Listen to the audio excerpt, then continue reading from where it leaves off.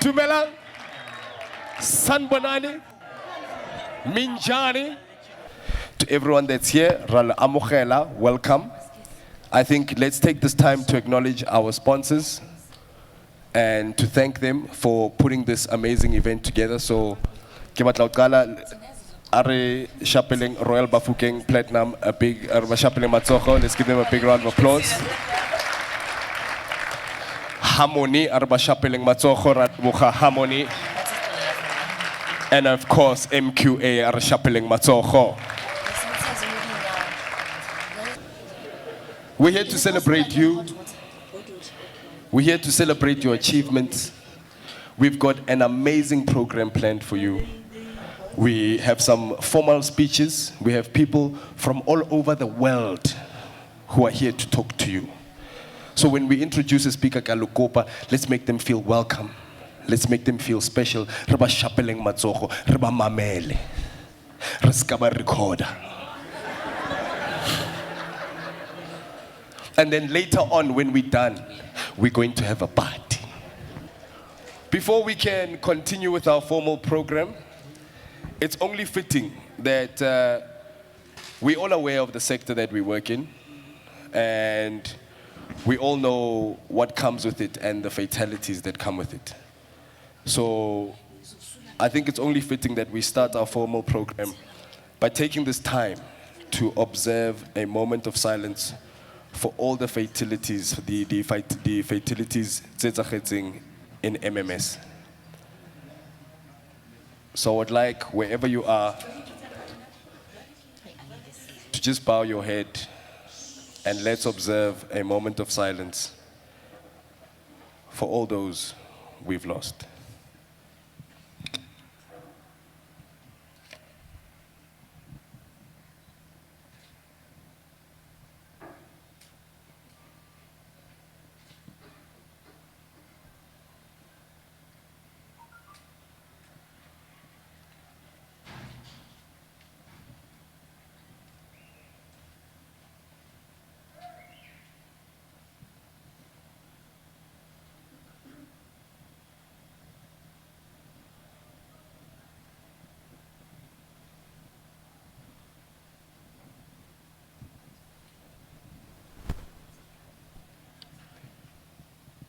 Thank you, ladies and gentlemen.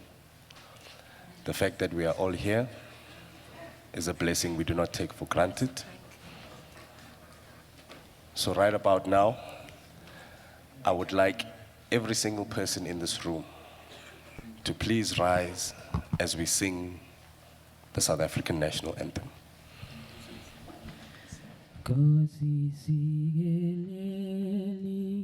Afrika Malupaganyiso pondolwayo Izwa imithandazo yethu Kosi sigelela athina lusapolayo Morena buluka sichaba sa Yesu ufedise dindwalima twenyeho Ndade sibuluke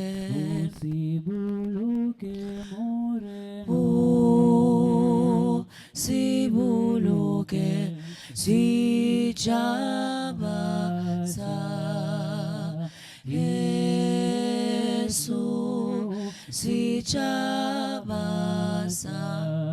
South Africa South Africa 80 blow van ons Jemen 80 diepte van ons Siem Horens hebben gerechtes voor die grace antwoord geef. Sounds the call to come together and united we shall stand. Let us live and strive for freedom. in South Africa, our land.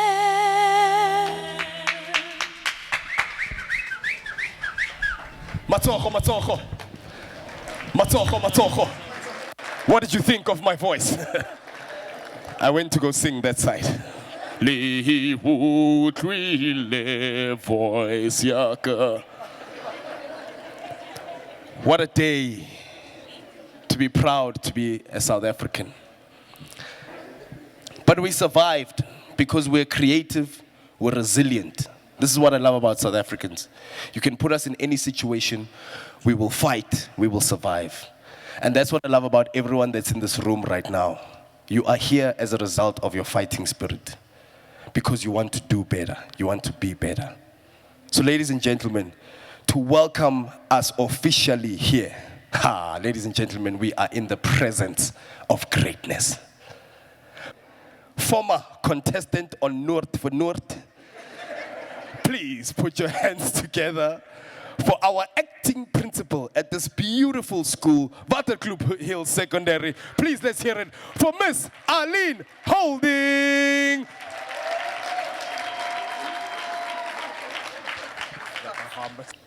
I wish. Program Director, ladies and gentlemen, all protocol observed.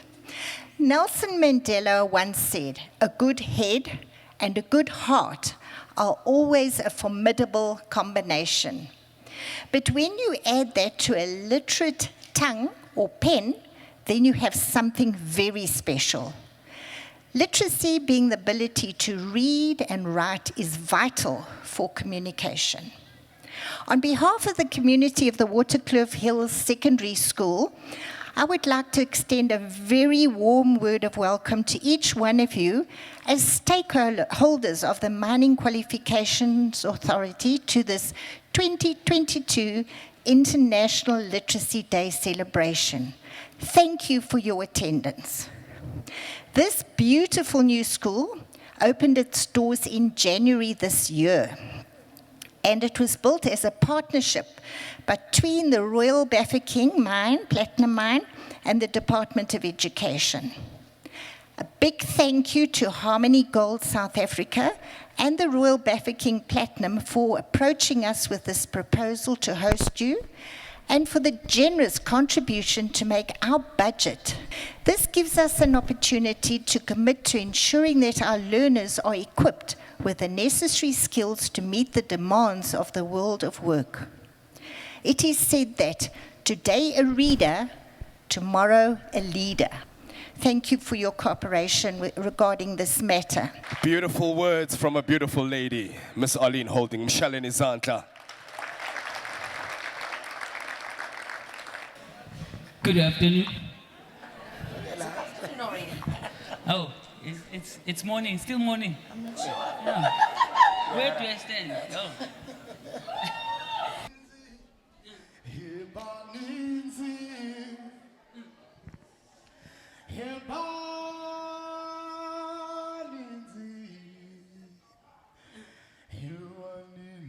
Hey,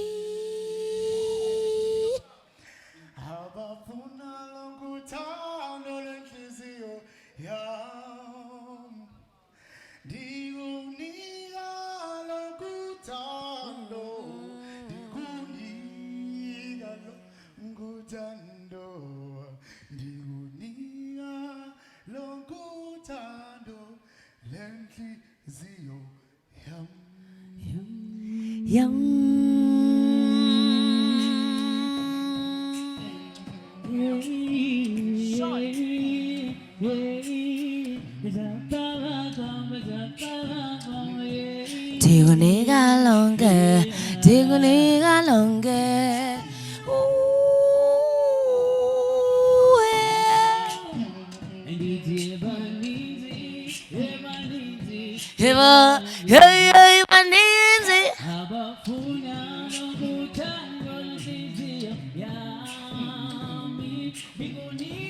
Eguniga longe, diguniga longe. Nyan nyan, ninzi, eva, hey, hey, maninzi. Funa longo tando la jizi oyam. Diguniga longo tando, diguniga longo tando. Longo tando la jizi oyam. Mama, mama, mambi, na na na na oh. Niga longo tando la jizi oyam. Tando, Jugundiga longu tando, Diga longu tando, Lenjuzi oyam. We are the beast, oh mama, mama, mommy. Diga longu tando, Lenjuzi oyam. Diga longu tando, Jugundiga longu tando. Niga longu tando, lendi zioyam, lendi. Hemaning mambe gan shing, ibame. Hemaning mambe gan shing, ibame. Hemaning mambe gan shing, ibame. Hemaning mambe gan shing. Hey baby, niga longu tando, jugundiga longu tando. Longo tando, lendi zioyam, tanda sam, mambe ganch, hemaning mambe, hemaning mambe, hemaning mambe, hemaning mambe, hemaning mambe, hemaning mambe ganch. Hey baby, niga longo tando, digundi galongo tando. Niga longu tando.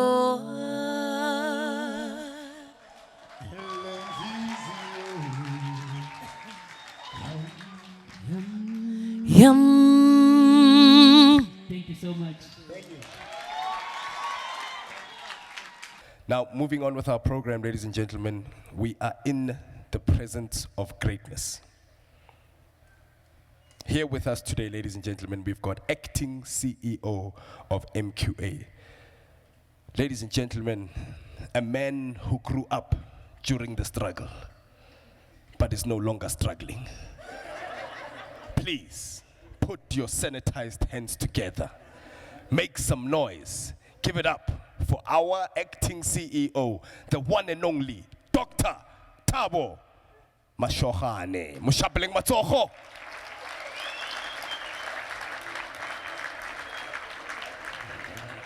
Thanks, Pops. Ladies and gentlemen, good morning. It's indeed a pleasure and a privilege for me to be here addressing you in this august house and august occasion.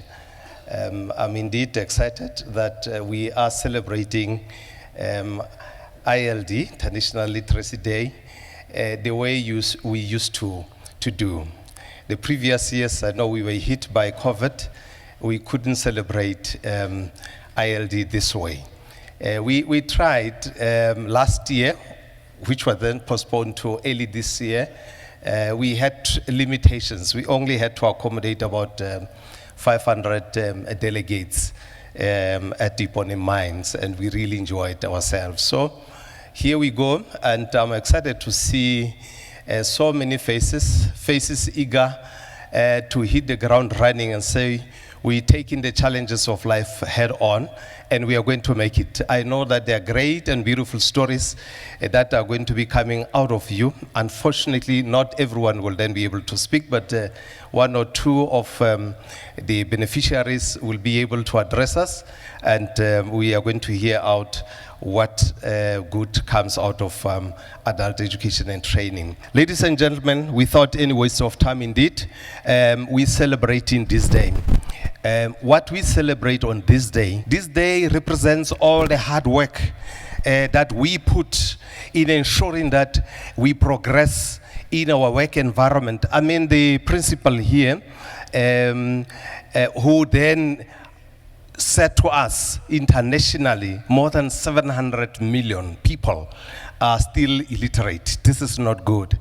And you know, our mining and mineral sector in South Africa has been the hardest hit sector, and that's why we have these concerted efforts. We pull in together all resources to ensure that we turn in the tide. We're ensuring that our workers, the employees, our colleagues, our comrades in the mines do get access, because without you being literate, it will be difficult to really progress. By the way, you know, our communications colleagues, they made sure that I also included. They said, no, you are an example of long life learning, because I'm still a student and I'm an artisan, and so I understand some of the places you're coming from, because I have been in industry, I have put overalls, I have worked very hard. So indeed, it's an encouragement that you will also reach greater heights. So I know that I have to emphasize that. And that Tommy is our host, and he would want you to hear that. So, ladies and gentlemen, like I've indicated, I would not necessarily go through all the speech. It's quite a lengthy speech. I know that the chairperson of the board is going to cover much of the things that I really wanted to say. But suffice to say that this day, which is of great importance for the global learning community, as it is aimed at recognizing the fundamental need for literacy in society. One organization, that is United Nations Educational, Scientific and Cultural Organization, has been at the helm of spearheading the significance of literacy as a basic human right and the basis for all learning. And today, the organization continues to promote the need for literacy. Now, within our own national guidelines, that is the NDP, it continues further to emphasize the need for all citizens within this country to have access, equal access to opportunities. And you can't have that equal access if you don't know how to read and write. And we don't stop there. It goes further through other national priority documents such as the NSDSP. It has an emphasis, just a section that then says, put your emphasis, put resources, funding to ensure that people get access through CT, Adult Education and Training. It's now called CT. By ensuring that they move from where they are, not only stop at level 3 and level 4, but they have to move upward. National Skills Authority conducted an evaluation study for between 2011 and 2016, which then revealed that majority, particularly of black people in South Africa, are still locked between level 1 and level 3 of NQF. And the whole, and being locked there, by the way, they were outside the NQF framework, majority of them. At least there has been a movement now that are within the NQF 1 and 3. It is not sufficient. We have to move up, and we need to move up to level 10. You know, once a person moves to level 10, they say this person is a PhD, a graduate. That is the last level, but it does not necessarily mean you should stop learning. You must continue learning also. So this is the intent of this day, to say we want to see most of you moving up the ladder in your workplaces and also gaining those promotions which are needed. Now, just to summarize the statistics within this sector, we have, as MQA, been supporting the CET colleges, DDG. In the KZN, in 2020, 2021, the numbers are fairly low, but you'll see that I'll talk to other statistics which then are encouraging. It's 104 just for public CETs, 104, and 48 in 2021, 2022. And the completion rate is not very pleasing. But we're working very hard to ensure, work together with the colleagues to say we want to see this completion rate going up. In the Northern Cape, it's 81, and in 2020, 2021. In Northwest, where we are, it's 113, 2020, 2021, and 65 in 2020, 2022. And Limpopo, in 2021, 2022, is 142. Mpumalanga is 151. We still need to engage with the colleagues from Western Cape to say you really need to come into the fold and ensure that you have access. The CFO is here, have access. All the executives are here to ensure that we support you. We want to see big numbers coming in. Now, significant progress has been made by MQA and the sector in eradicating illiteracy. In the early 2000s, illiteracy in the sector was above 60% of the total employees, that is in the sector. Now, the current MQA weighted workplace skills plans and annual training reports as at 31 May 2022 indicate that in the sector, for the no schooling category, in the sector, we're still standing at about 11,222. That is about 22% of the employees. And as for adult education and training level 1, up to grade 3, grade 1 also up to grade 1 up to grade 3, it's 19,117, which is 3.8% of the employees. And as for level 2, which means then also grade 4 to grade 6, we are standing at 15,897, which is about 3.2% of the employees. And in level 3, we are standing at 26,071, which is about 5.2%. And the last one is level 4, which is grade 9, standard 7. We need standard, others, when I say standard 7, they don't know what we're talking about. It's standard 7. I was with a colleague a few days ago, and I said, when I was doing Form 1, they said, what is that? Form 1, only the Patlit Laudi will understand. Form 1, Form 2, which is level 1 and occupational certificate level. We are standing at 18,225, which represent 3.6%. So you can clearly see that there's still a lot of work to do in the mining and mineral sector. But we are from somewhere, and we are getting somewhere. All what we need to do, we need to move towards our goal with the necessary speed. I will really end here. I know I have a lengthy speech, but just for the sake of time, let me conclude by saying, ladies and gentlemen, allow me to also take this opportunity to recognize our partners in skills development and all of them that I've already mentioned. And also, let's also say, we are happy that we have been supported by a school such as this one, Waterkloof High, Madam Arlene Bayadenki. Thank you very much. And also thank for coming back from pension to ensure that we take this school forward. Ladies and gentlemen, all of the best. Let's enjoy the day.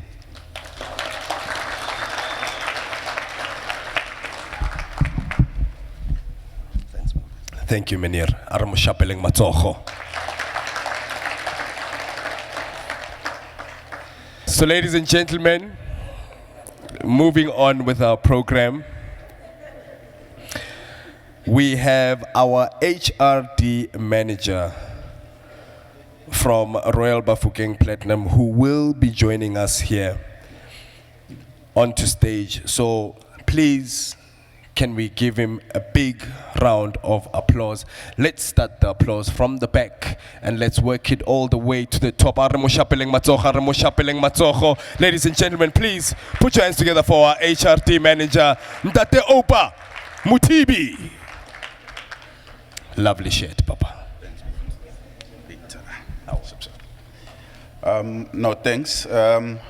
Let me greet everyone in this place. Ladies and gentlemen, good day.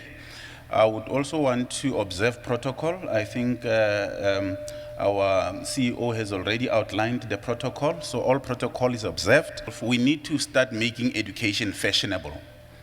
We need to go back to the basics and start making education fashionable, because I think there are so many things that are fashionable, and the fashion trends are leading us away from education.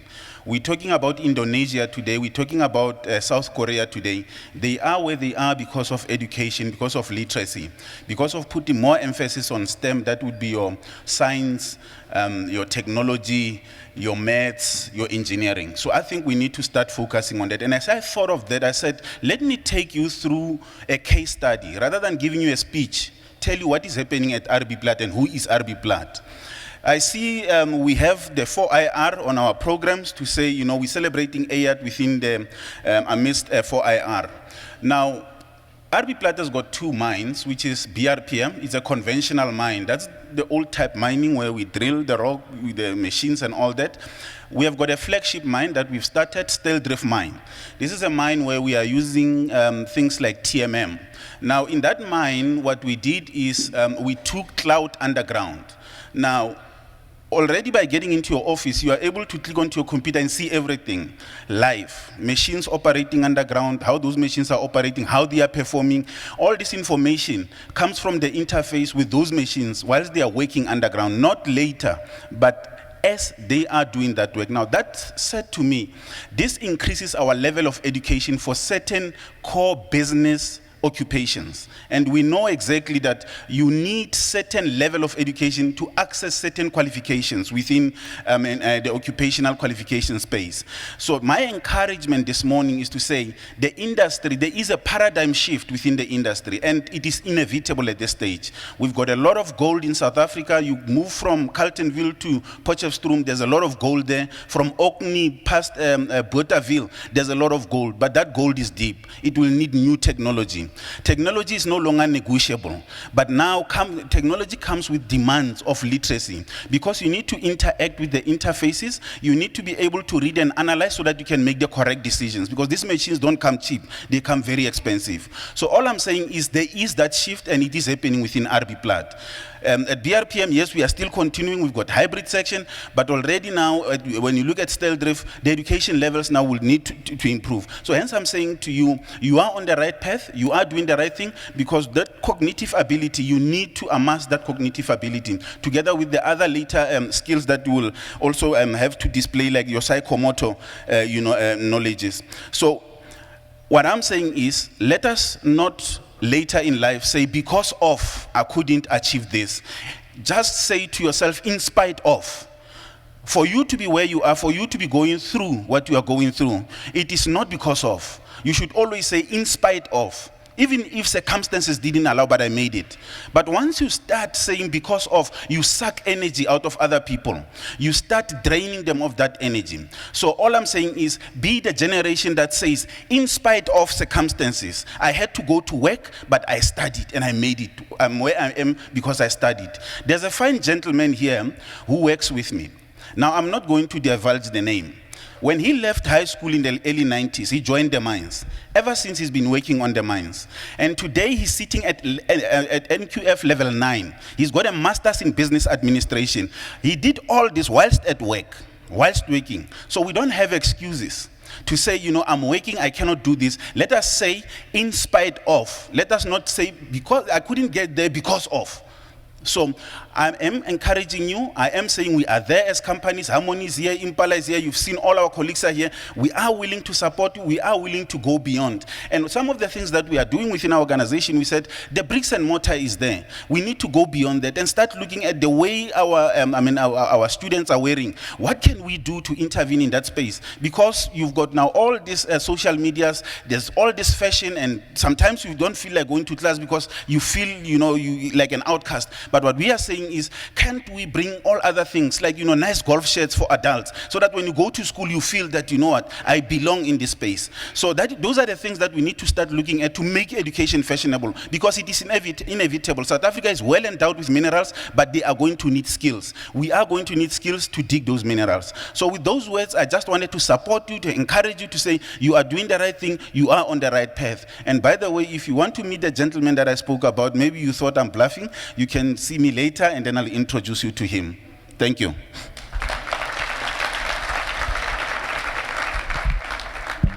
Thank you, Abuti. One more time, ladies and gentlemen, from Tate Opa Mutibi. All right.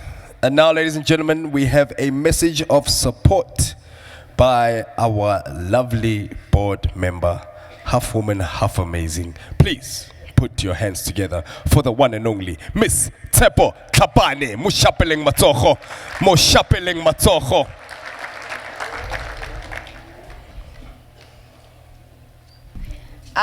Thank you, Program Director. Indeed, your energy is very reviving. Ladies and gentlemen, Bomele Borre, Ntetlenkeli Dumedise, and also let me observe protocol. In observing protocol, I would also like to observe the presence of union leadership present, because I'm from the union. I must observe protocol of the leadership. Ladies and gentlemen, when I was listening to the speeches that were made on the 8th, on the actual literacy day, it was very saddening, but I also got humbled with the work that we are doing as the MQA, with the work that we are doing as IED facilitators and all the companies, including organized labor, in making sure that the 776 million of people who are not learned, that we reduce that number. So indeed, what we are doing is a great job. And I remember when I was very young, the age thing we can see by the dongles that we use. I saw the CEO had a paper with him. Rajampisa ya nong kore age tsamaya. When I was young, I remember my mother used to teach what was then called night school. I think it then became Abed. I could not understand, and I did not see tota mare mosola ke eng when you are already old and you say you want to study, because by then I was young.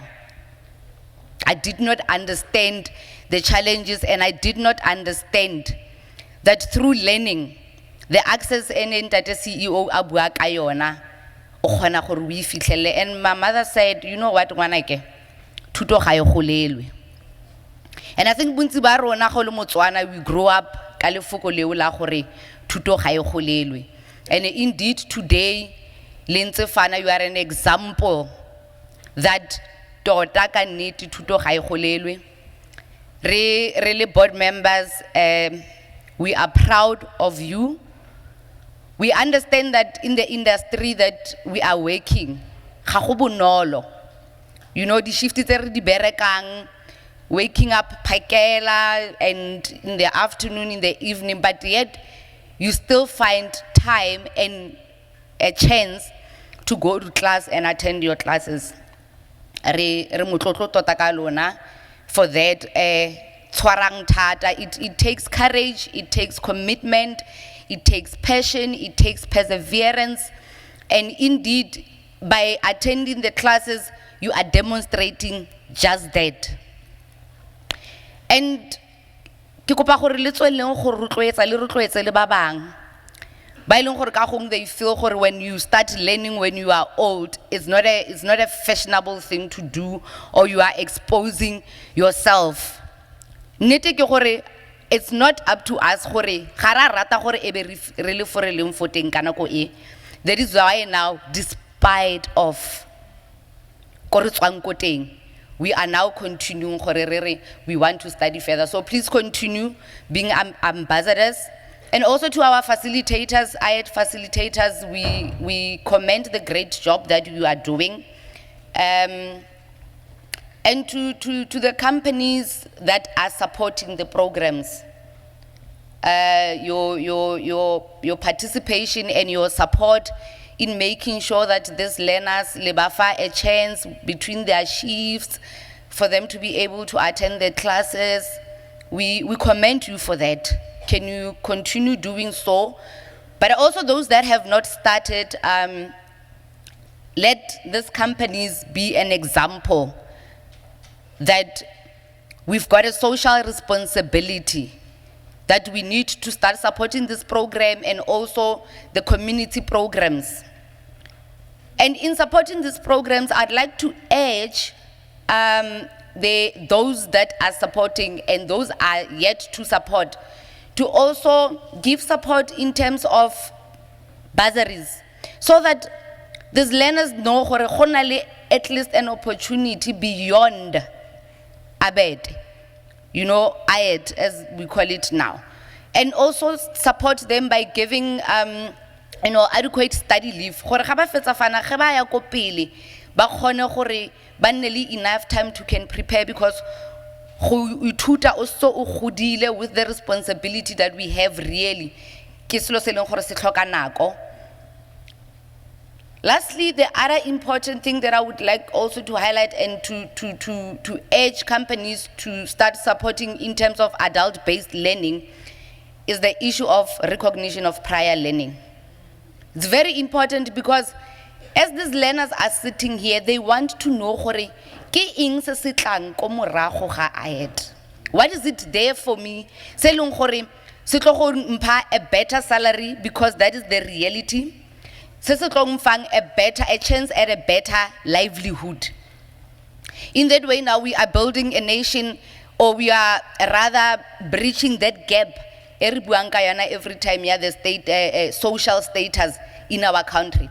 So if we support this RPL programs, by tuti ba rona ba tlo go itse gore after this there is a development for me enka tswelang ka yona, because nete ke gore most of them, if not majority, ke bona ba ileng gore they do the actual job, but they cannot be appointed because they don't have a qualification, or because of our industry at most they don't have trades. So let us give them those opportunities re ba rotloetse. And also to us as organized labor, let us continue with the responsibility that we have to emancipate our people. And really we can do that by having in mind that, you know, this vision in mind that collectively, if we encourage and we hold those who've got the means to make sure that we hold them accountable, we work with them to make sure that we support these learners and we get more learners, and we make sure that after IED there is a better, or a chance at a better opportunity. By kamanzo amanyane ao kere ke a le kgalaletsa bomme le bontate ba IED. Halala bomme le bontate ba IED, halala. Thank you very much, Program Director.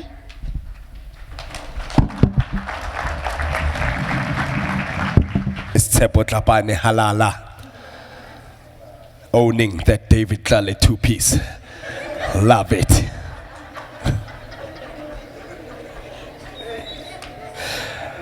All right.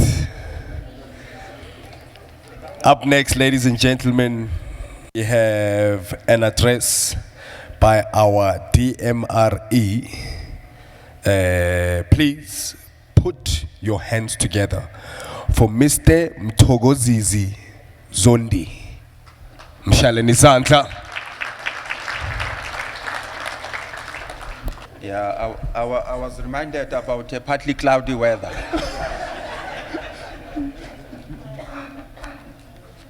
Yeah, it's a sign of age, I guess. Thank you very much, Program Director, for the energy that you bring in the room, especially after this long period of seclusion during COVID-19. Good morning. Dumelang. Tobela. Abshin. Nda. Program Director, the MQA is pleased to host and to celebrate in person our International Literacy Day in South Africa. The world has gone through a very difficult 2 years because of the COVID-19 pandemic. It's really good to see you today gathered in this venue. And what is even more better is that we are not even wearing masks, because in the past, when we were gathered together, we had to make sure that we observe the COVID-19 protocols. The International Literacy Day is commemorated annually and internationally in the month of September. In the mining and mineral sector, employees whose highest level of education is between grade 4 and 9 make up 16% of the sector. This includes adult education and training, levels 1 to 4. This year's theme is celebrating IET amidst 4IR, as you can see in our logo on the screen. I strongly believe that IET is the backbone and will produce future mining technologies and services. This will assist the sector to accelerate also our goal to zero harm. I also want to highlight that the MQA has conducted high-level surveys on the use of digital or virtual platforms in the sector for the delivery of IET programs. From the survey, 9 companies are using digital or virtual platforms to deliver IET programs. And the acting CEO, this is really a real-life application of 4IR. The sector is not just talking about it, but it's being implemented. In the financial year 2021 to March 2022, the MQA registered about 2,300 IET learners, and about 1,600 successfully completed the program. And this is commendable because this happened in spite of the COVID-19 pandemic. And I think it's important that you also give yourselves a round of applause.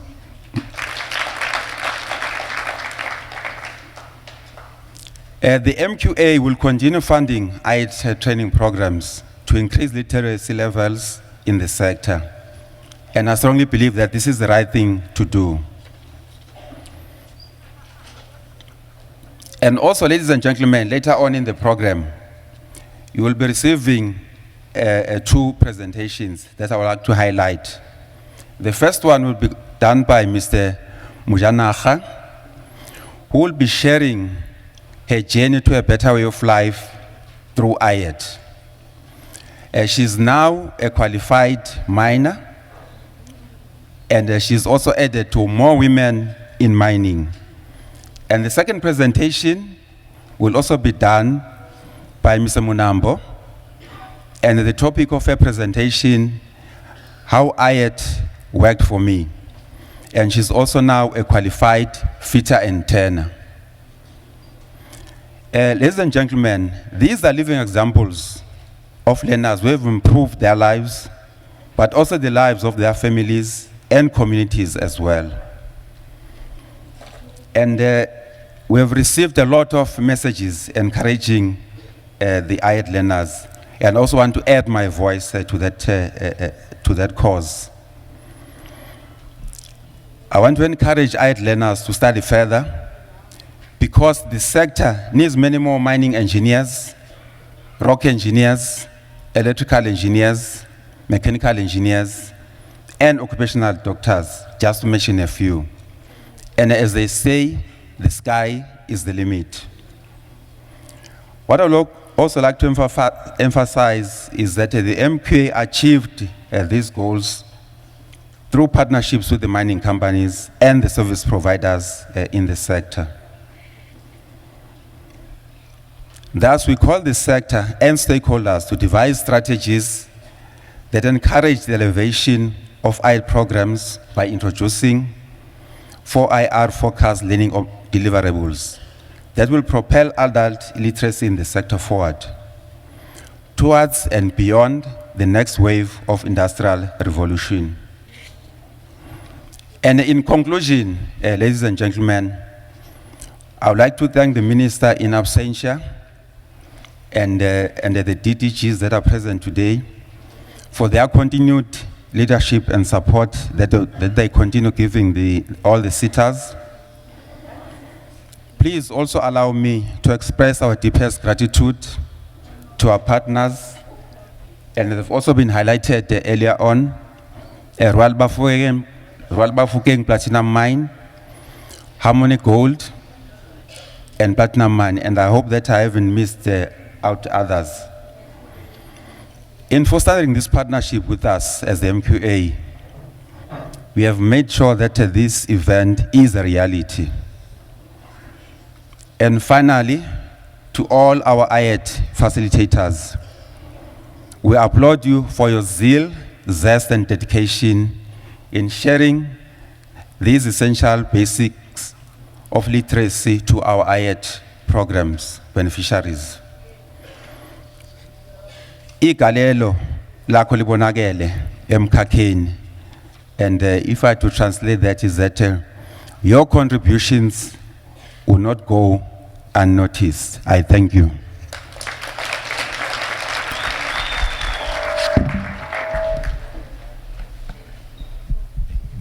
Thank you, Malume. Armushapeleng Matsoho. Up next, ladies and gentlemen, representing Harmony Gold, it gives me great honor and pleasure to introduce a legend amongst legends. Ladies and gentlemen, this next person coming on stage has had a journey and a half to be here. Not only have they been a multi-skilled fitter and turner, they've also dabbled in a little bit of athletics. You might not know this about our next speaker, but they were part of the Comrades Marathon in 2015 as one of the people giving water to the runners. Ladies and gentlemen, please put your hands together and help me welcome onto stage Mr. Geraldo Munambo. Dombelan, Ausheni, Sanbonani, good morning. Geraldo Marathon Wateki now. Yeah, I'm so glad to be here. Yeah, to tell my story. I just want to tell a little bit of story. Ke hopola ha ke ntse ke kena di shopong ka nako tse ke ntse ke fitla mo South Africa mo. Ha o kena shopong ba ntse ba o sala morao. Ha o sala, may I help you? You know to ke baleya so cause ha ke tse ko le motho re. Mara now I'm here to tell my story about IELTS. Ke started IELTS ya ka 2007. Kana go kino thoma o sebetsa mo Khotso. I started ABET 3. I finished my NKF level 1 and 2. And then I decided to go to college, Vuselela FAT College. And then I started to do my N courses in 2011. By 2015, I was done with my N3. That 2015, I applied for a learnership. I didn't succeed. But I was not that angry. I was happy because I do have a qualification. But on 2016, I had opportunity to apply again. And finally God, he said, Gerald, now is your time now. I went to training center for 3 years for my qualification. Now I'm a fit and tenor, qualified, appointed one, and I'm glad with that.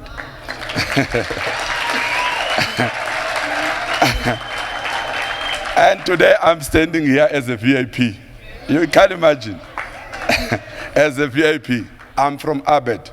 And I'd like to thank MQA and Harmony for supporting us. And now many people, they are crying because the Harmony is there. They say, bring your qualification, we'll develop you. Now they are running around. They want to go to school. They used to love me because normally when I go underground, I took my lunch bag and my books I go underground with. When they opening their lunch bag, I'm busy studying, asking some guys there, help me with this and that. They used to make a joke with me, but now they are bowing down when they see me because now I'm a fit and tenor, I'm an artist and I'm qualified. And I like to thank MQA. I like to thank Harmony again. And I want to advise you guys, Basevins, don't stop going to Abed. Abed is a key of success. You can be anything you want. How easy kuri utswa mosebetsi o sebetsa ka thata then utla sekolong hape? It's not that easy. But basebetsi ke kopa re mamele re ya sekolong. Abed ya thusa. Ha ke bue ka motho mo ke bua ka nna. My life is changed because of Ayed. And ke leboa everyone a le mo di facilitator ka mosebetsi o me o etsang. Me re thusa haholo. It's very, very, very difficult to tell motho a sa tsebe gore A ke eng, B ke eng. But ka taba ya lona, I'm here today standing. I'm a fit and tenor. And I'm still going to school. And I'm willing to become a mechanical specialist. Ke ntho e ke e batlang.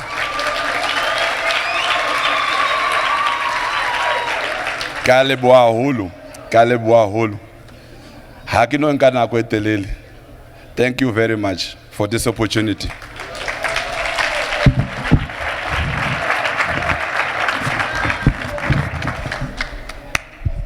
Thank you, Menier. Mushapeleng matsoho.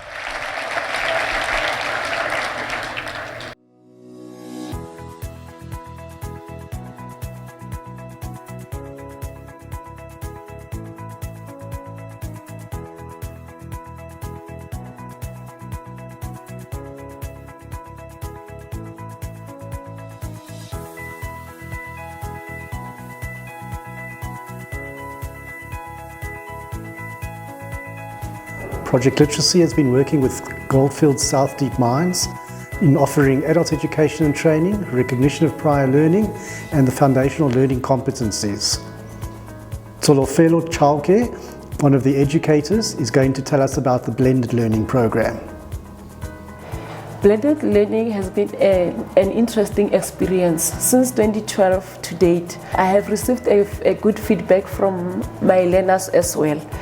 On my side, it has helped me in monitoring learners and also in passing on skills and knowledge in a way that it helps me to track my learners' areas of weaknesses and strength.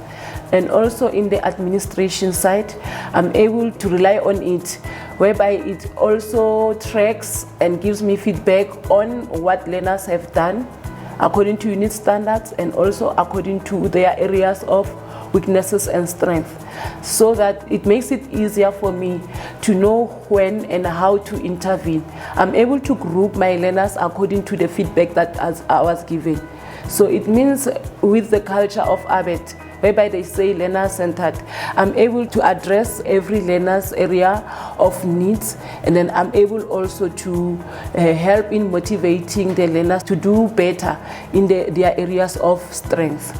And also, it has helped getting a good result as compared to the norms of using face-to-face.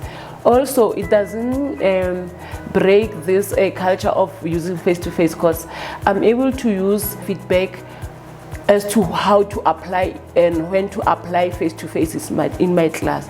So actually it has worked wonders, and then I have got a good feedback and improvement in different learners, like especially with the learners with barrier, learners who with special needs, to prove that it is a best tool to work with the facilitator. So to me, I can say it's a facilitator assistant, and it's very much convenient and relevant. Musa Mkwanazi, also an educator, will tell us about what they did to cope with the lockdown situation.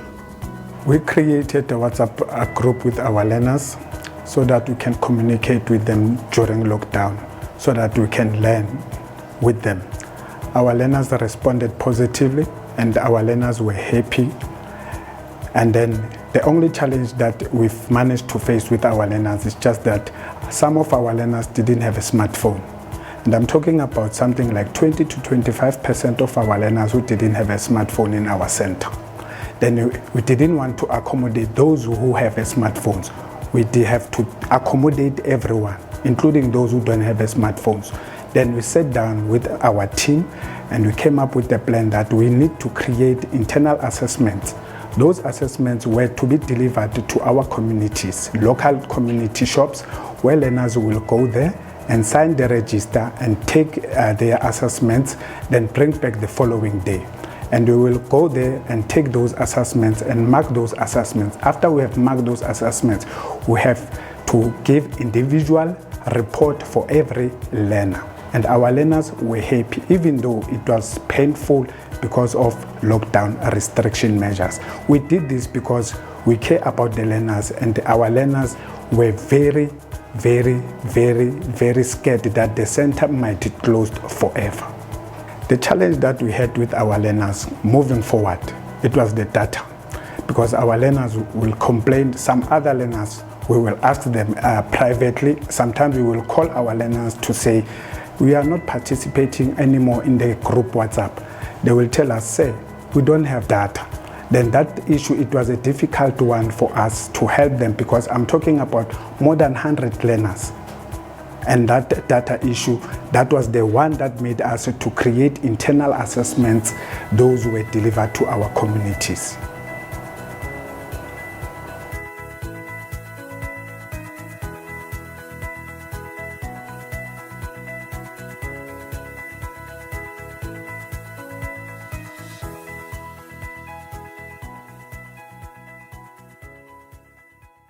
So a range of adult education and training programs are offered at South Deep Mine, with Project Literacy as the appointed service provider. These include ABET levels 1 to 4, as in NQF level 1, RPL, which is required prior learning, and foundational learning competence.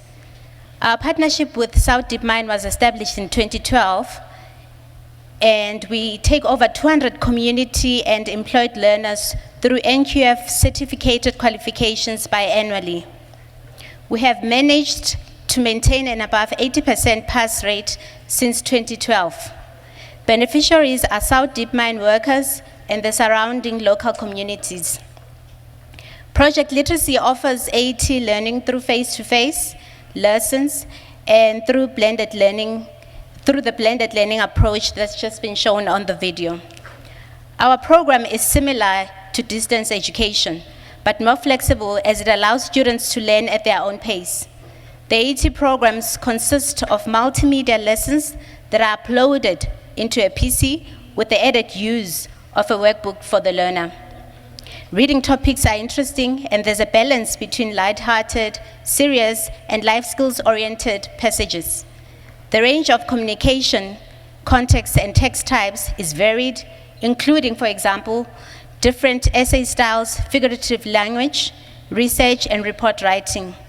Level 4 learners are given the tools to take responsibility for their own learning, as we talk about critical learning and not the previous type of learning that was known to be passive in our traditional classrooms. So I've been asked to speak about the 4th Industrial Revolution. In the context of the 4th Industrial Revolution, putting AET into context. The fourth industrial revolution is a period of rapid technological growth which is fundamentally changing our lives. It has seen the emergence of artificial intelligence, the Internet of Things, cloud computing, nanotechnology, 3D printing, robotics, and so forth. This demands changes in our approach to education and training. There's no time to go into details, so I shall just give you one example about handling data. There's so much data and information available that it's pointless to try to learn everything we need to know. We need to know where and how to find information. We need to know how to select the relevant data for our purposes. We need to know how to check whether it's fake, biased, or reliable. This example illustrates the importance of developing a critical and creative approach to learning. Learners need to ask questions, make suggestions, discuss ideas and alternatives, and evaluate options. The provision of public education has always been linked to production. Before the first industrial revolution, there was little or no public provision of formal education in the world. Mining was central to the Industrial Revolution. The coal and iron, for example, made it possible to invent new machinery driven by steam power. Most training was on the job, and public education was only provided for a limited number of children, unfortunately. During the second industrial revolution in the late 19th and 20th century, mass production lines needed factory workers, and railways made transport faster and easier. So a new class of technical, scientific, and managerial staff was required. High levels of education were needed for people to perform these white-collar jobs effectively. So many governments started to provide compulsory education for most children. Of course, in apartheid South Africa, the education provided for black children was purposefully designed to exclude them from these higher-paying jobs. The third industrial revolution, which began in the mid-20th century, involved electronics, computers, IT, and telecommunications. This led to a demand for a far higher level of education for the workforce. It was this period that led to the development of some of the educational ideas that Project Literacy has combined in our blended learning approach. Now, in the fourth industrial revolution, two important changes underpin relevant education and training. The first is the necessity to provide for lifelong learning. The second is the need to underpin this learning with the key skills which make lifelong learning in the fourth industrial revolution environment possible. These have been summarized in SAICWA's list of critical cross-field outcomes which are supported by the developmental outcomes. Although these needs have been identified, many education and training providers merely pay lip service to their implementation. Project Literacy takes seriously the need to stimulate learners to apply critical and creative thinking, engage in effective teamwork, develop problem solving, negotiating, and communication skills. We believe that all of this requires at least some physical face-to-face interaction between teachers and learners, and interaction amongst groups of learners for group discussions. Blended learning uses multiple digital resources to expand the classroom approach. Hybrid learning operates with separate sessions of face-to-face instruction and online sessions. In blended learning, both systems are integrated with digital modalities to create a coherent and yet varied learning environment. This approach also makes it easier to transform literacy learning spaces.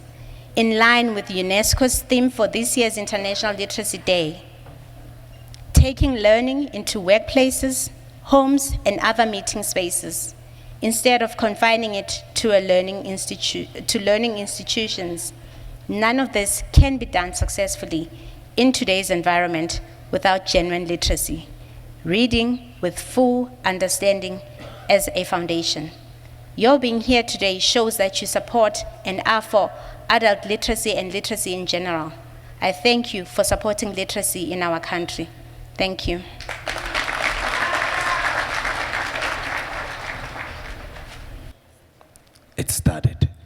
soil. Oh,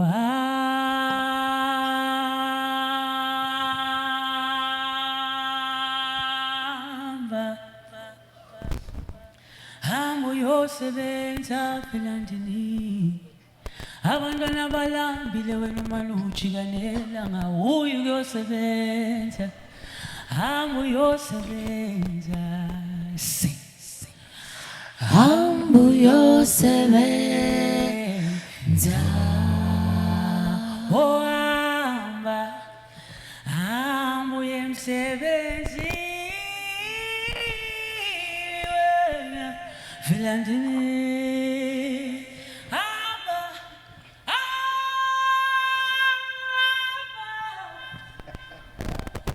uyosebenza wena hamba uyosebenza oh hamba uyelele hamba uye emsebenzini abantwana balambile hamba uyosebenza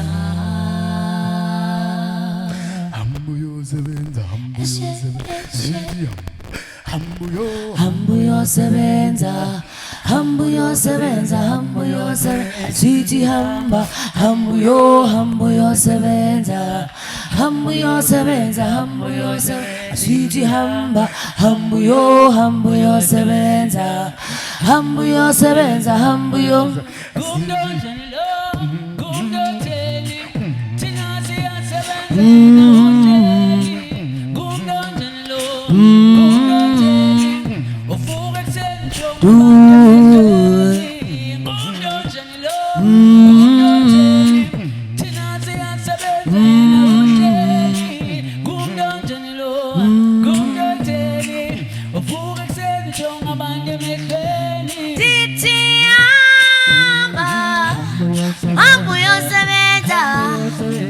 Titi when hamba uyosebenza hayi wena hamba uyosebenza ay hamba uyosebenza izinsana zilambile fuba upelile hamba vuka sekusile qhudela ikhalile hamba hayi sebenza vilantina bona abantwana balambile hamba ay hamba hamba uyosebenza ay hamba uyosebenza Titi wena hamba man ay hamba uyosebenza ay hamba uyosebenza ay hamba uyosebenza DVD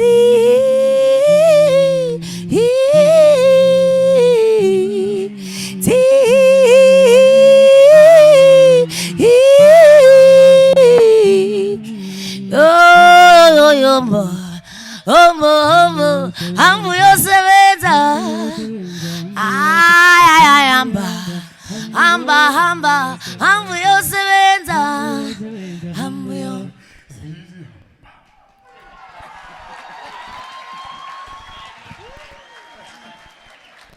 No.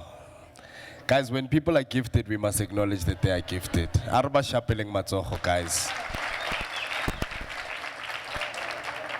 Would you guys like to see them again? Okay, 10 rand a person. I'll speak to them, maybe we have them back later. Okay, so ladies and gents, we are almost at the end of our formal program. Let's keep it going. Let's move it all the way forward. VIP, let's get involved. Please give it up for the Deputy Director General, CET and DHET, the lovely Miss Timbisa Fuchani Mshaleni Zandla. Ningabi no mona, ningabi ne jealous. Shine izandla. Diyabulela kakhulu program director. Molweni endlini. Ndiyazibulisela igama lam ndinguThembisa Futshane. Good afternoon and greetings to the house. My name is Thembisa Futshane, as I've already been introduced. As this is my first time, and probably this is the first opportunity that we get to talk about CET colleges, which is extremely important. And as CET colleges, we play a critical role in terms of literacy and literacy programs that we run. But we've grown and we're bigger than the literacy programs, as you will hear when I speak now. That we are also doing skills programs, non-formal programs, and occupational programs. This event is taking place at a very opportune time. The 8th of September, as we know, is regarded as International Literacy Day, and this was indicated by UNESCO and celebrated by UNESCO with effect from 1967. I'm also pleased that when I look at the theme that MQA has for this event, and I look at the key theme that UNESCO has for the entire world, because this is a program of the entire world, it's not just a program of South Africa. In terms of UNESCO, UNESCO has said that the theme for this year is transforming literacy spaces, exploring opportunities and possibilities. And this fits perfectly with the theme that has been identified by MQA, which is adult education and training, transforming literacy learning spaces amidst the 4IR. And this fits with our goal and our vision as community education and training. Let me just take a minute to paint a picture of what these community colleges are. Most of you probably know them, but for the benefit of those that do not know. Our community education and training colleges are what used to be known in the past as ABET. We know now we no longer have ABET, because the legislation that is governing ABET was transferred to the Minister of Higher Education and Training in 2009. But effectively, CET colleges were transferred to the Department of Higher Education and Training, and they were transferred from provincial education departments, and that was done in 2015. It is important then to know that with the migration in 2015, community colleges are not what ABET used to be. They are relevant now, they are flexible, they are providing learning opportunities, and I'm so pleased by the speakers that were talking here and also making reference to how they have progressed educationally and also professionally, because that is what we want to see in our colleges, that there is clear articulation in terms of the students that we have in our community colleges. We are currently governed by the same act that governs TVET colleges, which many are familiar with, and that is the CET Act number 16 of 2006. So we share the same act, so our governance structures and how they operate would be similar to those of TVET colleges. In the country, we have 9 community colleges. So each province has 1 community college. That may not seem like much, but let me just expand on this. It's 9, 1 college per province. But we have 200 community learning centers, because the college that is 9 is the administration building of our colleges. So they don't take students. But our community learning centers, we have 200 of those spread across the country. 200 community learning centers, and in addition to community learning centers, and the community learning centers are sites for teaching, learning, and training, we have 1,610 satellite learning centers. So in total, you are looking at just under 2,000 sites for teaching, learning, and training. We are spread all over, anywhere and everywhere that you can think of. If I can take Northwest for an example, we have 1 college, however, that 1 college has got 11 centers and 125 satellite learning centers. We depend a great deal on partnerships. For us to realize our goals as community colleges, we depend a great deal on partnership, and these range from, example, the MQA, the CETAs. We also work with religious organizations, TVET colleges, the industry as well. The list is ended. A lot has been said about the illiteracy rate in the world, and please allow me to just bring it closer to home by the Kalukute program. Now, coming closer, as I'm coming to the end in terms of 4IR and what does literacy mean for us, particularly for CET colleges, is that we are having a number of interventions to say that our literacy programs must be closer, and all our programs must be closer to ICT. And in terms of these, we have a number of projects that we are running. One of the projects that we are running is to say that we have to make materials available online. And making these materials available online, we know the challenges of internet, challenges of data. We are working to make sure that the materials that are for CET colleges that would make online would also be able to use without necessarily being connected to Wi-Fi and being connected to the internet. But of course, you'd have to find means to have it first downloaded on the device.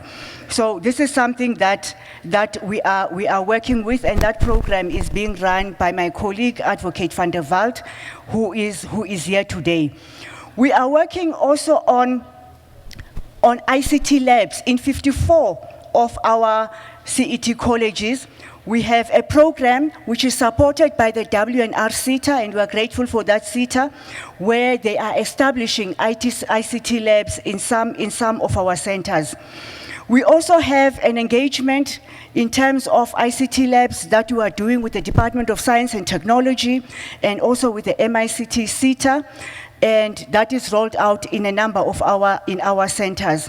I need to indicate as well that we're working with NEMISA, which is an agent of the Department of Communication, where all our lecturers are going to be trained on digital literacy, and beyond that, the students will also be trained on digital literacy. So for us, that is extremely important.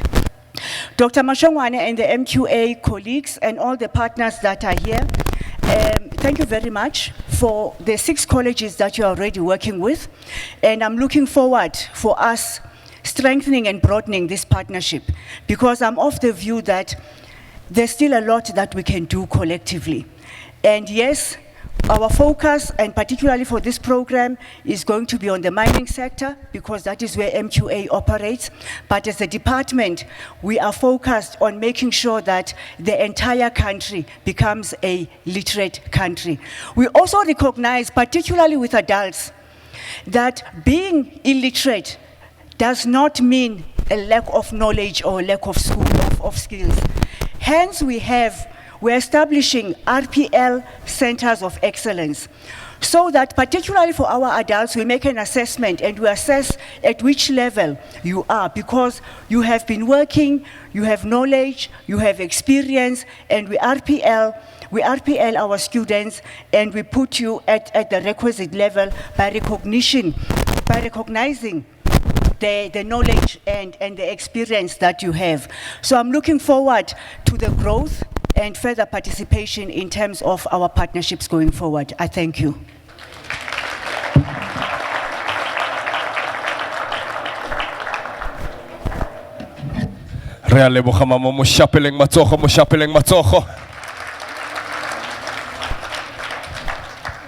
I must say, what I truly admired and loved is that even though she's utilizing technology, she's still stuck to her roots. Because nasebedisa iPad, but at some point ke mmone a re,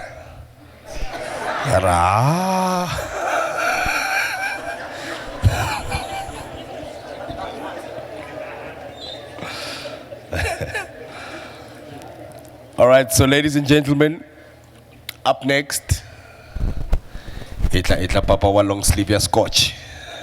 Dula. All right, so ladies and gentlemen, we've come to that point of our program where we have our keynote address. So I would please. I come from the East Coast, so he needs to count his words. In the East Coast, in the kingdom of the Zulu land, when we stop thinking, we say, "Sizokushaya phela." Basebenzi, good afternoon, sanibonani. Dumelang. I would like to recognize you and recognize the very important people or insignificant people. Which one is it? Ladies and gentlemen, it gives me a great pleasure. This is now the minister speaking. I'm also honored to be speaking on behalf of the minister and in front of you. It gives me a great pleasure and honor to address and engage my fellow comrades, sector stakeholders and beneficiaries of our adult education and training programs on pertinent issues of literacy, achievements, and to encourage more people to become literate. I must really thank the Mining Qualifications Authority, the Royal Bafokeng, Platinum Mine and Harmony Gold Mine for affording the minister and then me this opportunity to come and deliver this keynote address, which happens against the backdrop of the Global International Literacy Days theme, Transforming Literacy Learning Spaces. Indeed, I am delighted that the MQA selected to align this year's theme, which is celebrating AET AMIS 4IR, with the global one. This is a reflection that whatever we do as a country, we are not isolating ourselves from our global developments. Yes, the AET learning space is transforming from the traditional paper, chalk and board to a technological approach. I decided, in the days of HCOM, I decided that I'm not going to take a chance and bring a tablet and read the speech because I don't know what might happen. So before the program director picks on me about using the paper, you must understand the context. I couldn't risk not printing and delivering the speech and say, Minister, the technology failed me. So I had to make sure that it happens. We must embrace the fourth industrial revolution approach in every aspect of our lives.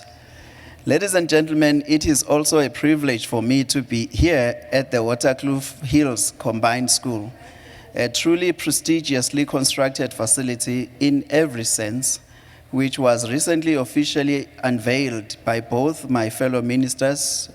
Now, this is the minister speaking, please, so I'm not a minister. The Minister of Basic Education, Ms. Angie Mutsecha, together with the Minister of Mineral Resources and Energy, Mr. Gwede Mantashe, on the 5th of August 2022.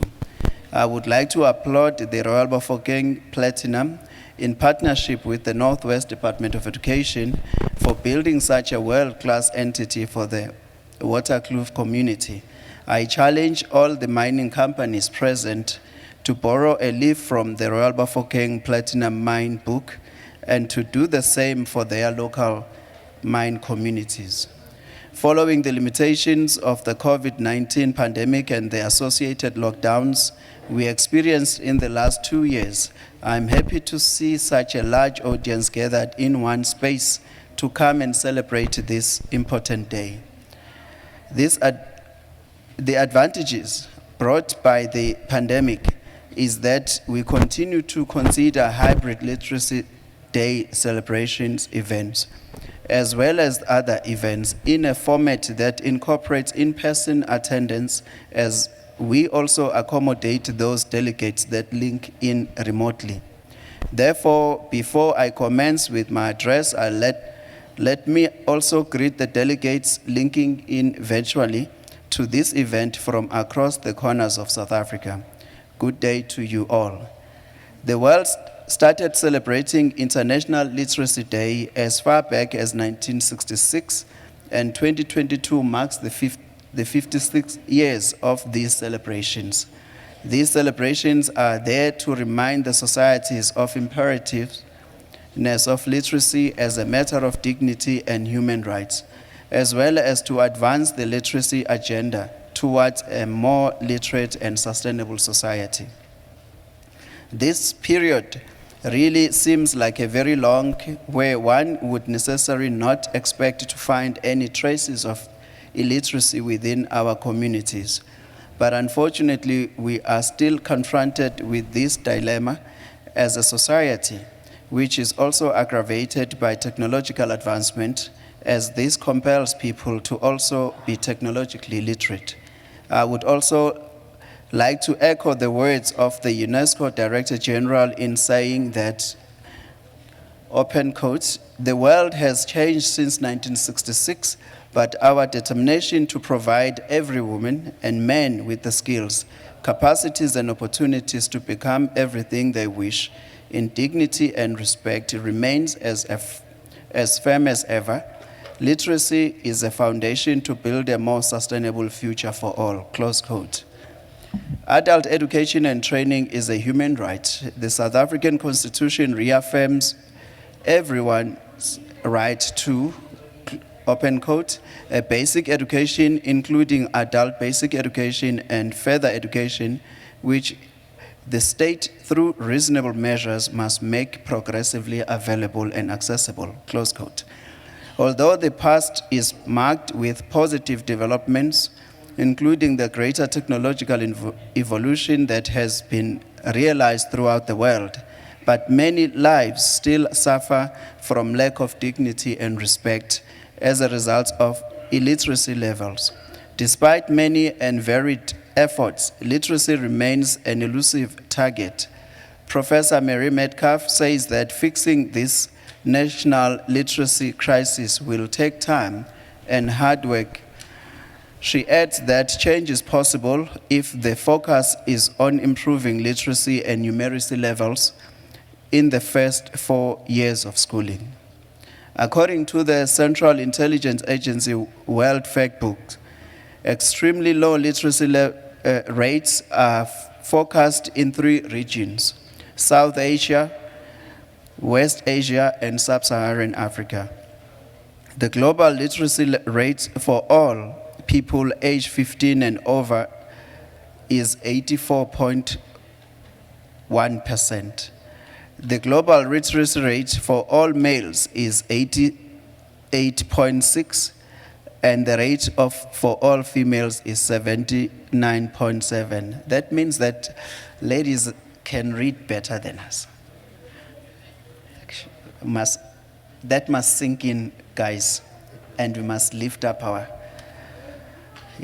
level. In alluding to the UNESCO's previous theme, which was reading the past, writing the future, we need to understand that it would have to take a collective effort to acquire literacy levels in reading the past that will influence us to write a convincing and brighter future.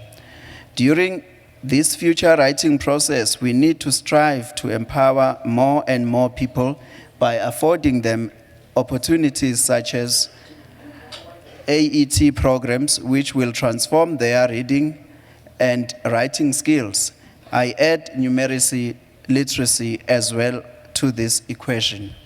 As of April 2015, the management of adult education and training programs was transferred from the Department of Basic Education to the Department of Higher Education and Training. The Further and Education Training Colleges Amendment Act No. 1 of 2013 provided for the creation of the new institutional type known as Community Education and Training Colleges, as represented by Ms. Fuchane, who was here before me. The previous public adult and training centers have now been absorbed into the Community Education and Training Colleges. Additional facilities and staff were provided, and the offerings extended to provide for vocational and community-oriented programs. These colleges are a new type of institution, catering initially mainly for those who do not qualify for admission to TVET college or universities. Government has committed to increase youth and adult involvement in the community education and training to 1 million by 2030. These colleges target post-school youth and adults who wish to raise the base for their learning, improving their skills and employability and/or progression to opportunities in the TVET colleges and university education.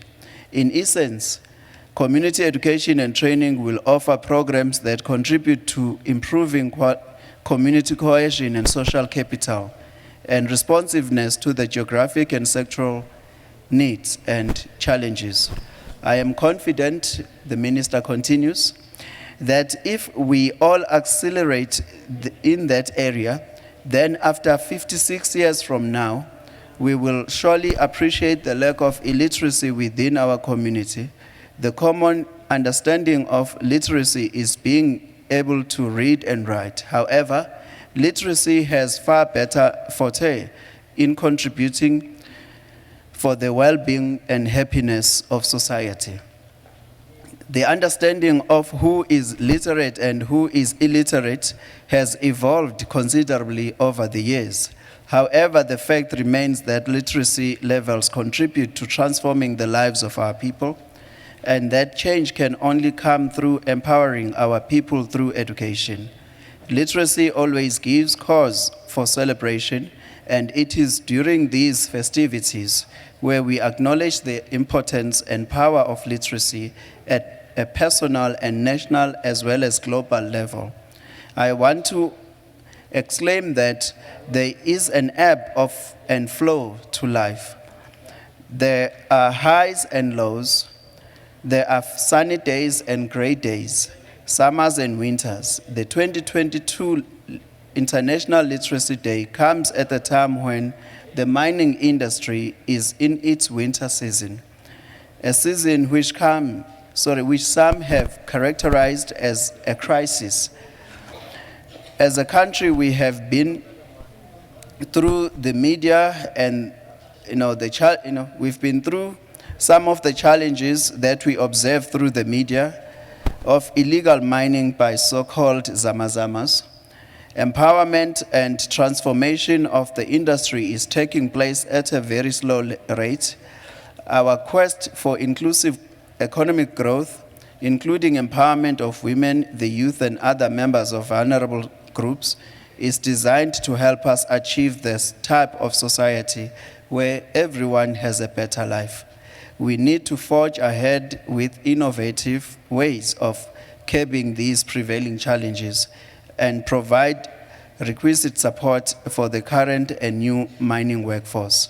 I also believe that increased technological literacy levels for the mining sector are crucial.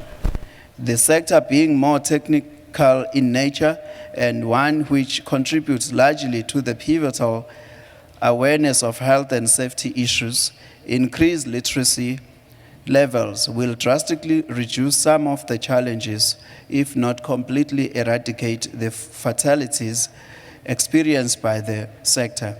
For individuals, families, and societies alike, it is an instrument of empowerment to improve one's health, one's income, and one's relationship with the world.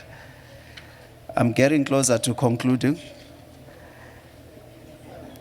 Mr. David Mabuza, I believe it will be now Mr. Mthokozi Sizondi, the MQA board chairperson and the chief inspector of mines, and I think this would have spoken earlier.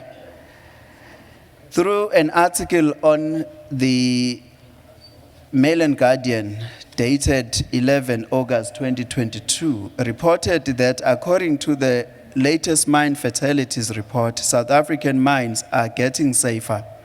We have seen that there are already around 25 fatalities reported in the mines this year.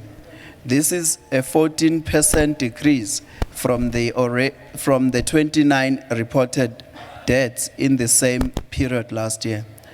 We need to be mindful that the loss of these lives has a devastating ripple effect on the many lives associated with the deceased. Yebo, maqabane amahle. There have been great strides in fighting fatalities in the workplace, but let us continue to work even harder in eradicating these mine accidents, as one life lost is one too many.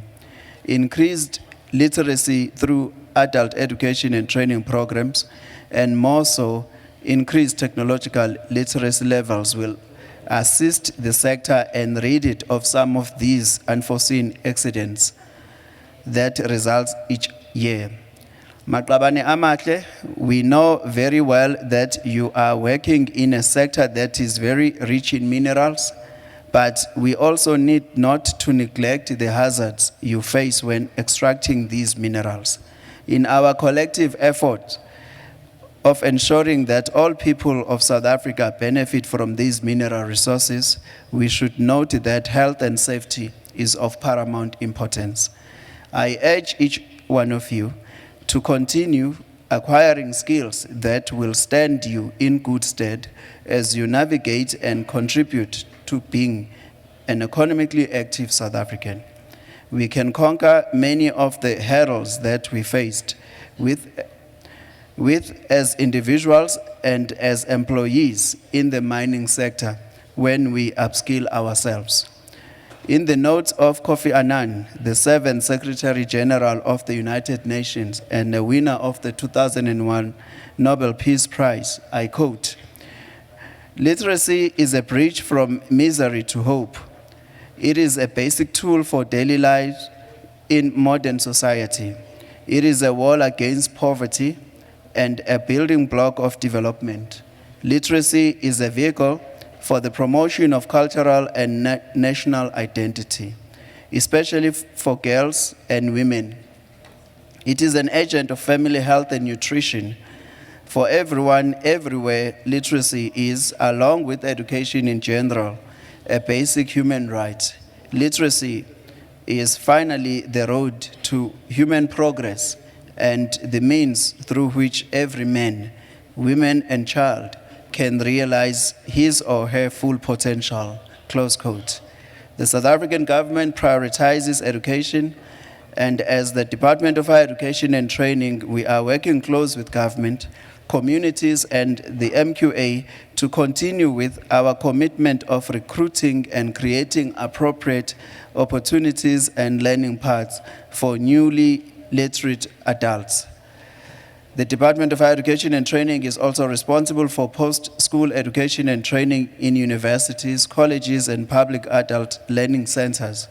The department has succeeded in building a comprehensive and highly articulated post-school education and training system. Dr. Mashongwane, as the acting CEO of the NQA, your responsiveness towards addressing the dilemma of illiteracy in our country and the contribution made by the Mining Qualifications Authority in the mining and mineral sector of providing skills development programs is noticed and appreciated. You are steering an organization that continues to touch and change the lives of the historically disadvantaged individuals in the mining sector with passion and empathy. As the DHET, we really applaud the work that the MQA continues to undertake, and I commit to offer you and your team my unwavering support in this expedition. The DHET will never win in addressing the problem of skills shortage and illiteracy alone. We rely on all government departments, parastatals, private sector, non-governmental organizations, community-based organizations, religious organizations, and trade unions to assist us in this regard. The important role played by the MQA is instrumental, and I would like to urge the sector to support the MQA in improving the literacy levels of our mining workforce. As a result of the MQA's intervention, and provision of relevant programs, many historically disadvantaged individuals continue to realize their dreams. That has been witnessed today through the inspiring testimonies shared by Ms. Kitumetsi Mujanaga and Mr. Geraldo Munambo. Their stories are very heartening and demonstrate that through commitment and devotion, nothing is impossible. You have a bright future ahead of yourselves, and we are proud of you. And as a country, and we look forward to your contribution in our economy. And comrades, compatriots, Maqabane, in conclusion, note that the first step towards experiencing positive, gratifying career progression is basic education. Let us all take note that literacy is an important part of all forms of education and should be used as an influential armament to throw humanity towards a happier future and liberated society. I thank you.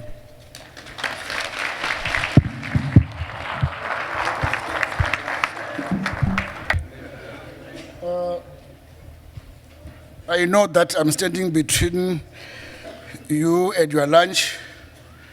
I will try and avoid to repeat the obvious and the known. Since morning, we had been hearing this and that. People are introduced in terms of their own portfolios, their positions. Some of us and some of you were mentioned as VIPs. I do not want to repeat that. I think we have had enough of that. Pops, where are you?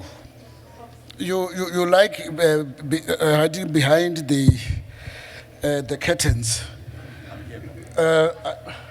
I feel safer if I see you. I just want to say thank you for giving me this opportunity. This is great.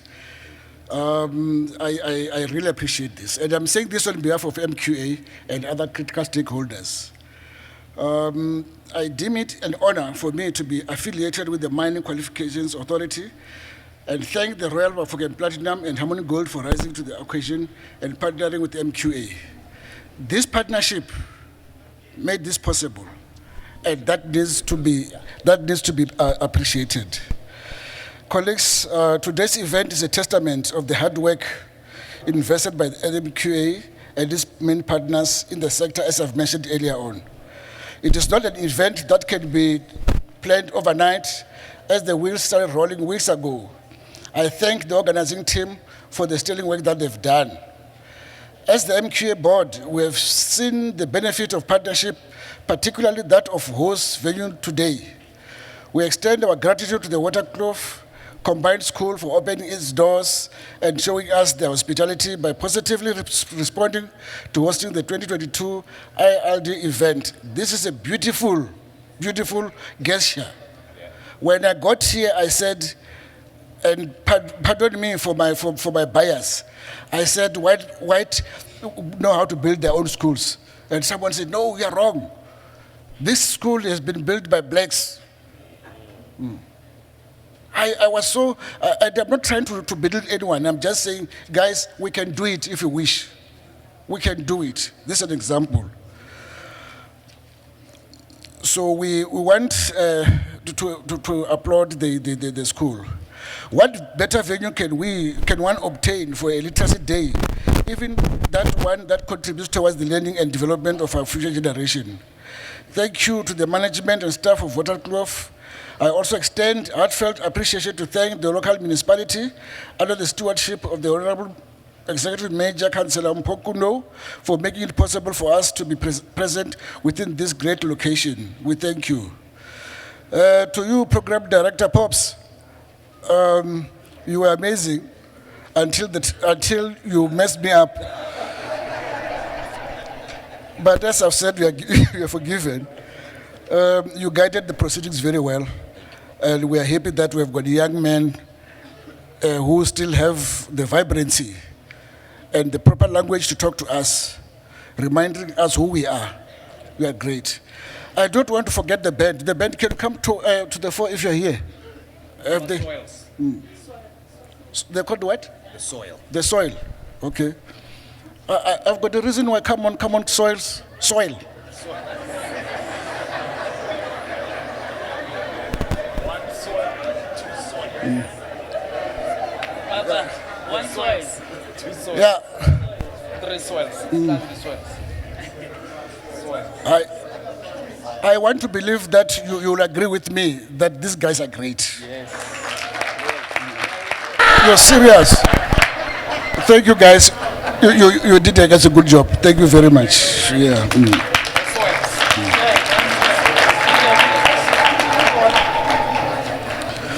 And I will also want to take this opportunity to thank the MQA chairperson in absentia, but Mr. Ntokozisi Zondi took for his position, for his exemplary chairmanship of the MQ board, and Dr. Thabo Mshenyana for providing an informative address of the status of the adult education and training within the mining sector. We really appreciate you gentlemen. I thank all the speakers. Please allow me not to mention all of them. They were all introduced to you. And I've said I'm not going to repeat the obvious and the known. Let me thank them all and say, speakers, you were wonderful. I wish I could actually hire you to write speeches for me in future so that I don't have to struggle. Your insights, ladies and gentlemen, you had on how emerging technology is shaping in our educational system, help us understand more about the 4IR and how we can incorporate it within our daily lives. That is important. Can I just say this? We seem to think that 4IR is yet to come.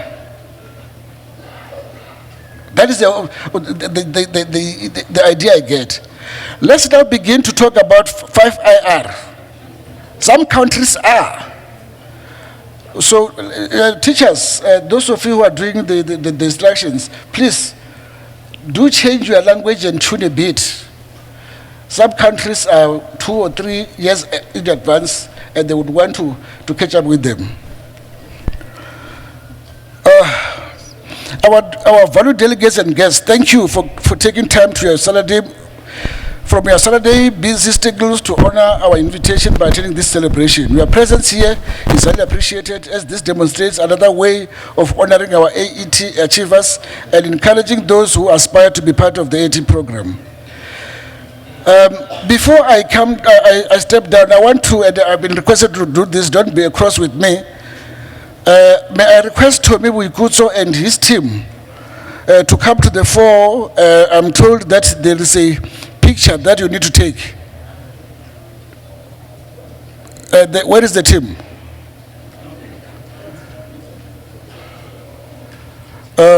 If the team is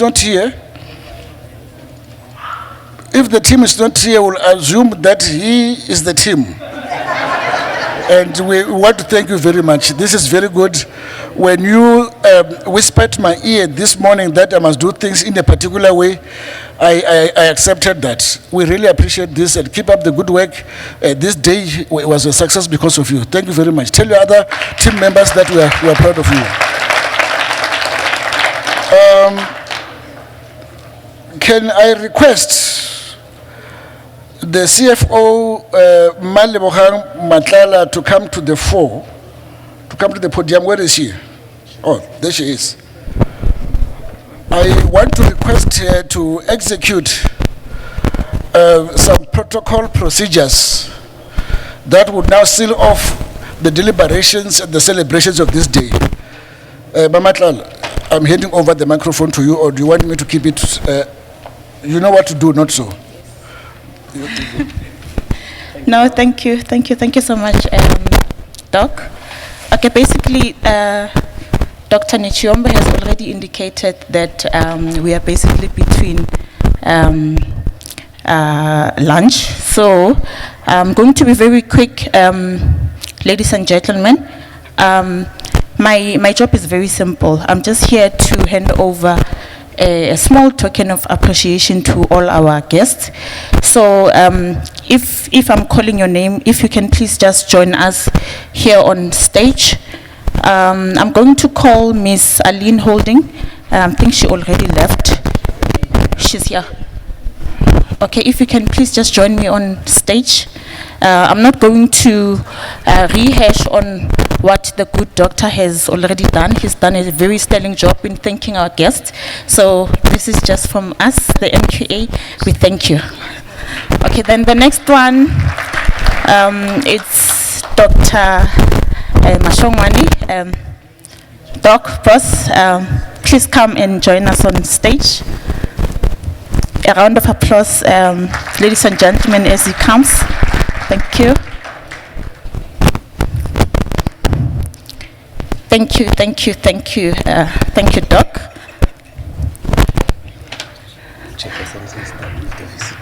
Visitors, okay. Thank you. Okay, the next one would be Geraldo Munambo. Please come and join us. I mean, he did hit. Thank you for a very good story. I hope most of us are inspired in the room. Thank you very much. The next one will be Meki Dumetsi. Okay, thank you. Okay, as she's coming on stage, I will also be calling Lungile. Thank you, Mama. Lungile Muleko. If you can please just come and join us. Thank you, Sisi. Thank you. Okay, then the next one is Ntate Opa Motobi. If you can also come, thank you.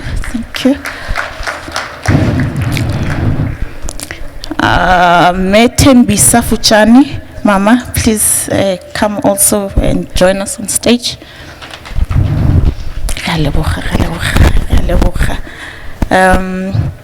Ntate Zamo Kuzayo, thank you very much. Thank you, sis. Okay, I will also be calling our board members. Tate Zondi, if you can also please come and join us on stage. Thank you. Okay, Me Chapani, thank you. Siyabonga. Okay, the good doctor himself, and Tate Neshiombo, thank you. Okay, I will also call Shadrach Matlakwane from Harmony. Board members, Tate Zondi, if you can also please come and join us on stage. Thank you. Okay, Me Chapani, thank you. Siyabonga. Okay, the good doctor himself, and Tate Neshiombo, thank you. Okay, I will also call Shadrach Matlakwane from Harmony. Ntate.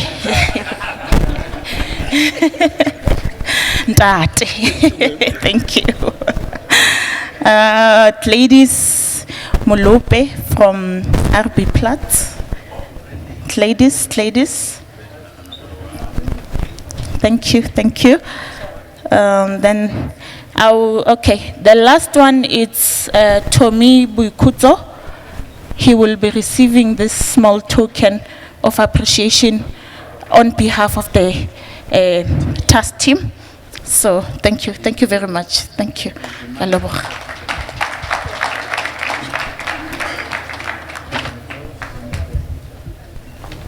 I suppose that has been done and done well. Congratulations. You're welcome to go down and go have your lunch. Not before I say it to the whole group. So you can freely walk down.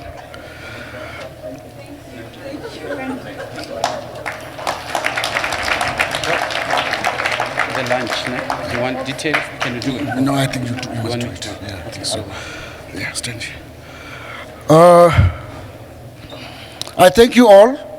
Please drive safely back home to your families and have a good weekend. This was a wonderful event. We hope next year is going to be bigger and better. There is an announcement which I'm not able to do without the proper instructions, but I'll hand over to the person responsible to do the necessary. Is it an announcement? Yes. A quick announcement. Announcement one. You're all invited to join us for lunch. Our miners, you know where you got your breakfast from, ne? As we go here, let's go back there and get something nourishing and fulfilling. Our guests, please join us to the left where you've been. We hope this time, because the generator has taken through us this time and up to here. Viva technology, viva. Viva generators, viva. Do I say something about ESCOM? Okay, sure. Thank you, Doc. Okay, go well, go Shell. Oh, sorry, I don't work for Shell. So don't think that. Bye-bye. Oh, sorry. Hey, let's get Samaya. Don't go anywhere. Don't go well. Sit still. Ladies and gentlemen, one more time. Back by popular demand. Before Sivula is stomach lining. Please put your hands together one more time for the amazing trio. As Papa Kenneth called them, the soils. Arba Shapeling Matsoho, the soils. Kibao, the soils. One soil, two soil, three soils.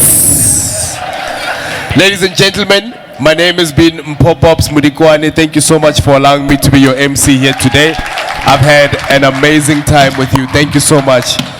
Onwards and upwards. But for now, the two gentlemen, Le Osma Brr, Ba, the soils. So that we can all rush out and eat. On that note, please enjoy a song titled Susan, and we love you so much. Thank you so much. Hello, family. Yes, sir. I said, hello, family. We gonna do this one time and one time only. Yes, sir. We would like to take you back to the place where you've never been before. But you know what? You feel like you've been there. Yes, sir. Susan, come home. Susan, uzundi kumbule. Susan, uzundi kumbule. Susan, uzundi kumbule. Susan, uzundi kumbule.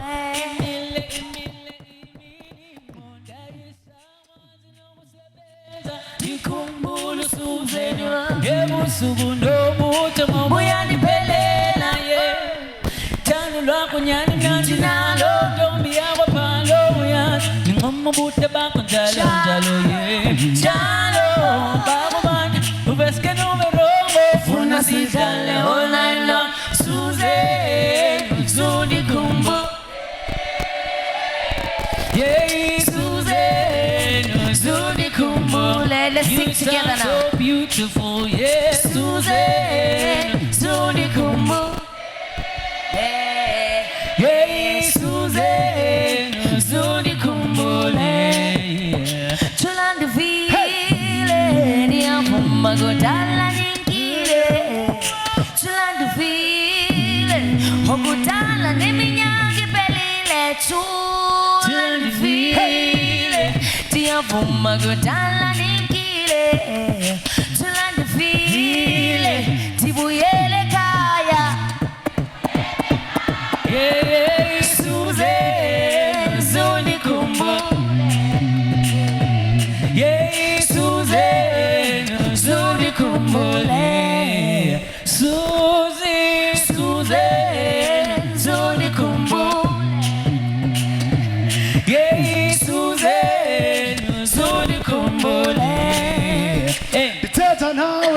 Susan. Susan. Tata nawe Susan. Hi Susan. Tata nawe Susan. Tata nawe. Detective Chokile. Tabona yoni donga sezi Chokile. Nangu Susan. Ebeni bonile. Echona ezazi ezifigile. Hi Susan. Ewa efunu kabonu Susan. Susan. Obobo yemkile kabonu Susan. Susan. Inoni magi kontete Susan. Hi nifuna wena nabikabuye Susan. Hey Susan. Sundikhumbule. Susan. Sundikhumbule. 1, 2, 3, 4. Susan. Sundikhumbule. Susan. Sundikhumbule. Thank you. From the heavens to the soil to everyone. We love you.